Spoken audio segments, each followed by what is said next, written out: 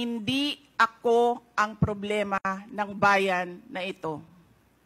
Ang totoong problema ng bayan ay kagutuman, kahirapan, illegal na droga, kriminalidad, terorismo, hindi na sapat na healthcare, kalidad ng edukasyon, kawalan ng plano ng infrastruktura para sa disasters, at marami pang iba.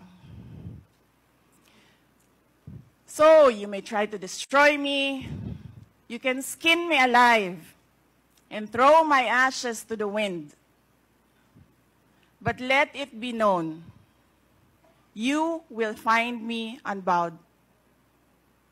I will continue to serve the Filipino people no matter the personal cost or political intrigue.